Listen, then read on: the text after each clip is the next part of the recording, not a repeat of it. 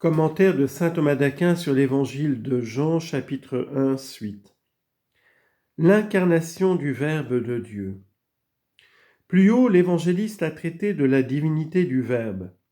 Il commence maintenant à traiter de son incarnation. À ce sujet, il parle d'abord du témoin du Verbe incarné, c'est-à-dire du précurseur, Jean-Baptiste. Il parlera ensuite de l'avènement du Verbe quand il dira « Il était la lumière, la vraie, qui illumine tout homme venant en ce monde. » Le témoin du Verbe incarné. Jean décrit en premier lieu le précurseur comme venant pour témoigner. En second lieu, il montre comme ne suffisant pas à sauver. Il y eut un homme envoyé de Dieu, son nom était Jean. Il vint comme témoin pour rendre témoignage à la lumière, afin que tous crussent par lui. L'évangéliste fait connaître le précurseur sous 4 aspects. Il précise la condition de sa nature, il y eut un homme. Son autorité, envoyé de Dieu. Son aptitude à accomplir sa mission, son nom était Jean. Enfin, la dignité de cette mission, il vint comme témoin pour rendre témoignage à la lumière, afin que tous croient par lui. Remarquons tout d'abord que l'évangéliste n'a plus la même façon de s'exprimer dès qu'il commence à parler d'un événement qui se passe dans le temps. En effet, jusqu'ici, parlant des réalités éternelles, il employait le verbe être à l'imparfait. Il montrait par là que l'éternité est sans terme. Mais maintenant, puisqu'il parle des réalités temporelles, il emploie le verbe être au passé simple pour montrer qu'elles ont lieu de telle sorte qu'elles sont déterminées.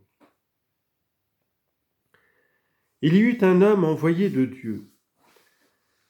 L'évangéliste commence ici par écarter une fausse opinion des hérétiques sur la condition ou la nature de Jean. À cause de la parole du Seigneur à son sujet, c'est de lui qu'il est écrit « Voici que j'envoie mon ange devant ta face » Matthieu chapitre 11 verset 10, Marc 1, 2, citant Malachie chapitre 3 verset 1. Ils pensèrent que Jean était de nature angélique, ce qu'exclut l'évangéliste en disant « Il y eut un homme par nature et non un ange ». On sait ce qu'est un homme. Il ne peut s'attaquer en justice à plus fort que lui. Qoéleth chapitre 6 verset 10b. Du reste, il convient que ce soit un homme qu'on envoie à des hommes, car ceux-ci sont davantage attirés par un de leurs semblables. La loi établit grand prêtre des hommes sujets à la faiblesse. Hébreux 7, 28. En effet, Dieu pouvait gouverner les hommes par des anges, mais il a préféré le faire par des hommes, afin que leur exemple les instruisît davantage. Voilà pourquoi Jean fut un homme et non un ange. Ensuite, l'évangéliste fait connaître Jean par son autorité. Il fut envoyé de Dieu. Si Jean ne fut pas un ange quant à la nature, il le fut cependant quant à la mission, car il fut envoyé par Dieu. En effet, la mission propre des anges est d'être les envoyés de Dieu et ses messagers. Ne sont-ils pas tous des esprits chargés d'un ministère envoyé en service ? Hébreux chapitre 1 verset 14. C'est pourquoi ange traduit envoyé. Les hommes envoyés par Dieu pour annoncer quelque chose peuvent donc être appelés anges. Agé, ange parmi les anges du Seigneur, c'est-à-dire messager parmi les messagers du Seigneur, parla en ces termes au peuple selon le message du Seigneur. Prophète Agé, chapitre 1, verset 13.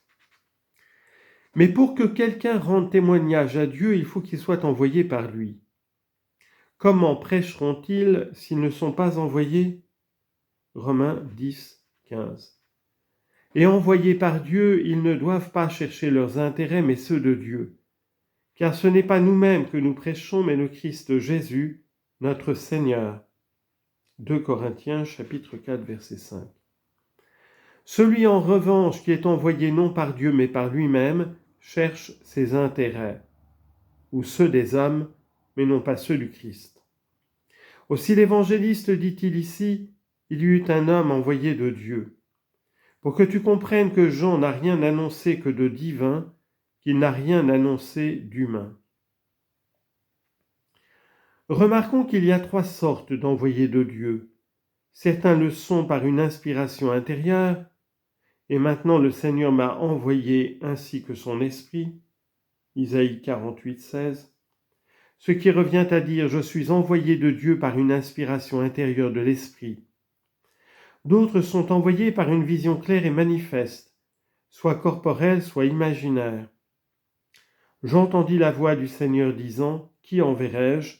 Quel sera notre messager ? Je répondis « Me voici, envoie-moi ». Isaïe chapitre 6, verset 8. Enfin, on peut être envoyé par l'injonction d'un supérieur qui tient en cela la place de Dieu. Si j'ai pardonné, c'est par amour pour vous au nom du Christ. 2 Corinthiens chapitre 2, verset 10. C'est pourquoi ceux qui sont envoyés par un supérieur sont envoyés par Dieu, comme Barnabé et Timothée furent envoyés par l'apôtre Paul.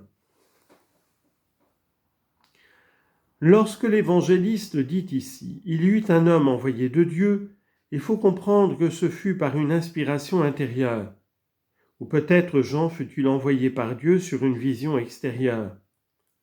Celui qui m'a envoyé baptiser dans l'eau m'a dit « Celui sur qui tu verras l'Esprit descendre et demeurer, c'est lui qui baptise dans l'Esprit Saint. » Luc chapitre 1, verset 13. Quand l'évangéliste dit « Il y eut un homme envoyé de Dieu », il ne faut pas non plus l'entendre à la manière de certains hérétiques, pour qui les âmes des hommes ont été créées avec les anges dès le commencement, mais ne sont envoyées dans le corps qu'au moment de la naissance. De sorte que, d'après eux, l'évangéliste voudrait dire que Jean fut envoyé à la vie, c'est-à-dire que son âme fut envoyée dans son corps. En réalité, il faut comprendre que Jean fut envoyé pour baptiser et prêcher. Son nom était Jean. L'évangéliste fait ici connaître Jean parce qu'il le rendait apte à remplir sa mission. En effet, la mission du témoin requiert une aptitude. Car si le témoin est inapte, il a beau être envoyé par un autre, son témoignage est insuffisant. Or, c'est par la grâce de Dieu que l'on est rendu apte à accomplir une fonction. C'est par la grâce de Dieu que je suis ce que je suis. 1 Corinthiens chapitre 15, verset 10. C'est Dieu qui nous a rendus capables d'être les ministres de la nouvelle alliance. 2 Corinthiens chapitre 3 verset 6. L'évangéliste indique donc fort à propos l'aptitude du précurseur en disant « Son nom était Jean », nom qui signifie « en qui est la grâce ». Ce nom ne lui fut pas donné en vain, mais selon la préordination divine avant même sa naissance. « Et tu lui donneras le nom de Jean », avait dit l'ange à Zacharie. Luc chapitre 1, verset 13. C'est pourquoi il peut dire « Le Seigneur m'a appelé dès le sein de ma mère ». Isaïe chapitre 49, verset 1. Et celui qui sera déjà est nommé. Qoéleth chapitre 6, verset 1. C'est ce que l'évangéliste montre aussi par sa manière de s'exprimer lorsqu'il dit « était », ce qui se réfère à la préordination de Dieu.